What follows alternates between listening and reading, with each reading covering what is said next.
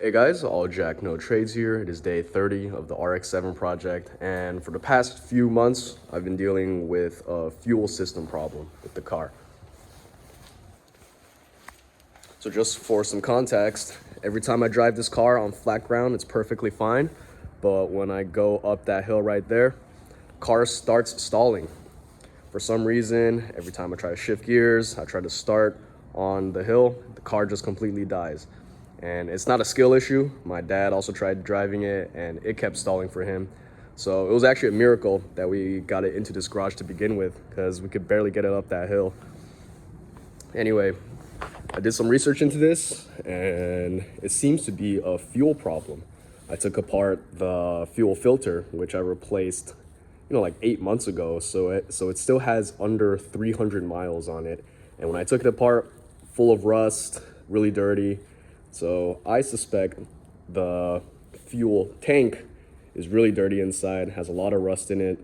It still hasn't been confirmed, but I'm sure if you take it apart and look at it, it's gonna be really dirty. Also, the fuel gauge, if on the dash right there, when you turn on the car, no matter how much you fill the fuel tank, it will always show at around like it's half full. So this is a problem with the fuel sender. It's like a little gauge inside the fuel tank that goes up and down, and the resistance changes. And based on that resistance, that's how the fuel meter in the dashboard changes. So what do we do? I'm gonna call the tow truck today, get this towed, get it back to Tomo, and I'll go from there. So call it the tow truck. Tow truck is here. It took around an hour of driving to get to the shop. And guys, I cannot recommend Josho Auto in Costa Mesa enough. Tomo, he's a great guy, he's honest, and he's passionate. Going on to the things that he did, he took down the fuel tank, and this is what it looked like before the cleaning. This is the fuel tank after it's been cleaned. If you can see, there are two pieces of equipment on top.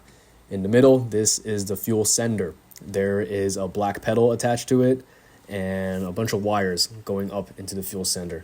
This is what assesses the fuel level in the fuel tank. It goes up and down, and then a resistance changes. It sends this signal all the way to the dashboard, and depending on that resistance level, it determines where the fuel tank gauge is. So you're either closer to E or you're closer to F.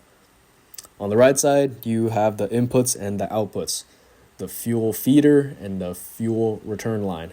Also, if you notice, there is a third fuel hose, and that is the vent. This is the fuel tank outside being pressure washed, getting clean, get out the debris. And this is the rust and dirt that was found inside the fuel tank.